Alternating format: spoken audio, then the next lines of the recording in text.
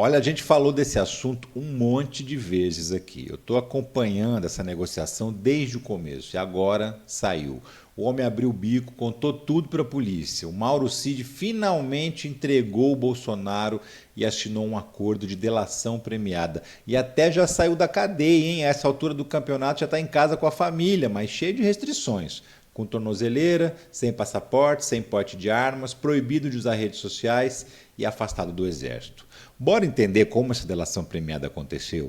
Então, ó, mete o dedo no like, engaja comigo para dar aquela força, vai? Vamos nessa? Seguinte, o Mauro Cid estava preso desde o início de maio por causa daquela história da falsificação do cartão de vacinas do Bolsonaro, você deve se lembrar. Apreenderam o celular dele, abriram e pegaram todas as conversas do Zap. Pronto, rodou. Estava lotado, cheio, abarrotado de provas das maracutaias todas do chefe dele. E aí a polícia que estava investigando só a falsificação de cartão de vacina encontrou provas que interessavam a outros 2 inquéritos, também da Polícia Federal, que estão correndo por ordem do Supremo. O das milícias digitais, que é sobre aquela galera que comanda milhões de contas falsas nas redes sociais para plantar fake news e atacar todo mundo que não concorda com o Bolsonaro.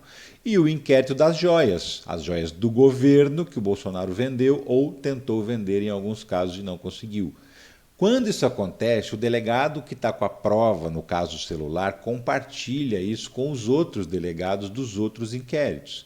Por isso que o Cid está indo tanto prestar depoimento. Ele tinha que falar sobre 3 assuntos diferentes. E como é que funciona a delação premiada? Então, para o cara ter algum benefício, ele precisa 1. Delatar para cima, ou seja, quem é o chefe. 2. Explicar como o crime acontecia e se tinha mais gente envolvida. E 3. Tem que apresentar provas do que ele falou, ou no mínimo dizer para a polícia, pode ir em tal lugar que a prova está lá. Só a palavra mesmo, sem essas provas, não vão valer nada.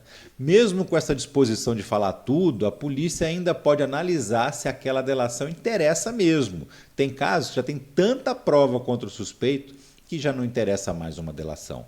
Mas no caso do Mauro Cid, é claro que a gente está falando de uma pessoa que viu muito, né?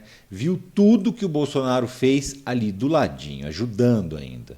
Então, como o Alexandre de Moraes analisou o que ele tinha para oferecer e aceitou o acordo, significa que ele está contando bem mais do que o que a polícia já tinha descoberto sozinha. Ou seja, o Bolsonaro está apavoradinho, sentindo o cheirinho da cadeia.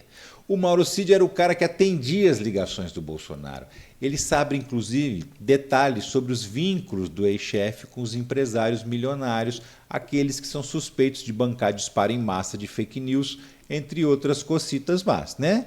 Depois do próprio Bolsonaro, a pessoa que mais participava das coisas dele era o Mauro Cid. Então você imagina o peso dessa delação, pessoas amigas que estão me assistindo agora. E sim, essa delação existe mesmo e já está até assinada. Daqui para frente começa a fase de coleta de provas para confirmar tudo que ele falou.